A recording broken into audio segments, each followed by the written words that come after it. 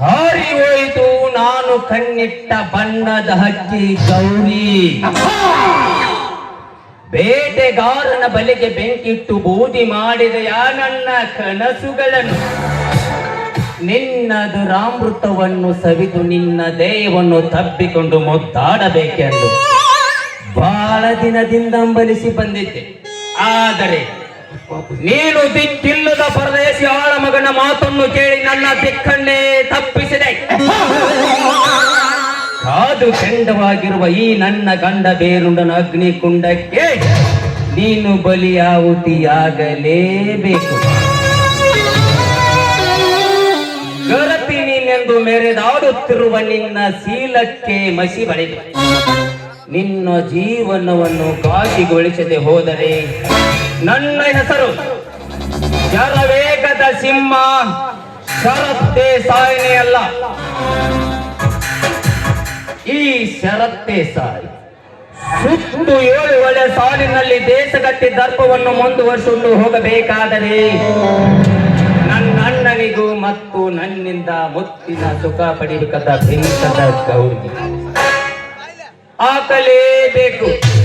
ಲೇ ಸಿಂಧೂರ, ನೀನೊಬ್ಬ ನನ್ನ ಮನೆಯಲ್ಲಿ ಸೆಗಣಿ ಬಳಿದು ಚೆಲ್ಲುವಾಳು. ನನ್ನ ಶಿರ ಕಡಿಯಷ್ಟು ಎತ್ತರಕ್ಕೆ ಬೆಳೆದು ನಿಂತಿದ್ದೀಯಾ ಮಗನೇ? ಲೇ ವಾಲಿಕಾರ ಸಿಂಧೂರ, ನಿನ್ನ ಮತ್ತೆ ಗೌರಿಯ ಮಧ್ಯ ಆದರನೆಂಬ ನಾಟಕವನ್ನು ರಚಿಸಿ ಆ ನಾಟಕದ ಪುಟಗಳನ್ನು ನಮ್ಮಣ್ಣನ ಕೈಯಲ್ಲಿ ಓದಲಿಕ್ಕೆ ಕೊಟ್ಟು ನಂತರ ನಿಮ್ಮಿಬ್ಬರನ್ನ ಈ ಮನೆಯಿಂದ ಒತ್ತು ಹೊರಗಾಕಿ ಆಮೇಲೆ ನಮ್ಮಣ್ಣ ಧರ್ಮವಂತ ದೇಸಾಯಿಗೆ ಹುಚ್ಚಿಡಿ ಔಷಧಿ ಕೊಡಿಸಿ ಈ ಶರತ್ತೇ ಸಾಯಿ ಕೈಯಿಂದ ಈ ಮನೆಯಿಂದ ಒತ್ತು ಹೊರಗಾಕಿ ಸುತ್ತು ಈ ಗಜೇಂದ್ರಗಡ ತಾಲೂಕಿನಲ್ಲಿ ಖಳನಾಯಕನ ಪಾತ್ರ ಮಾಡುವವರ ಜೀವ ಕಡೆ ಬರುವುದೇ ಈ ಶರತ್ತೇ ಸಾಯಿ.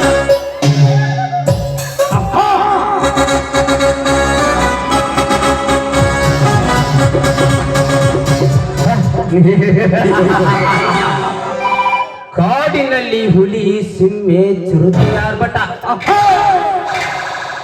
ಮೋಡದಲ್ಲಿ ಗುಡುಗು ಸಿಡಲಿನ ಆರ್ಭಟ. ಈ ಸತ್ಯದೀಪ ಹಚ್ಚಿದ ನಾಟಕದಲ್ಲಿ ಒಣ್ಣೆ ಅಂತ ಇದು.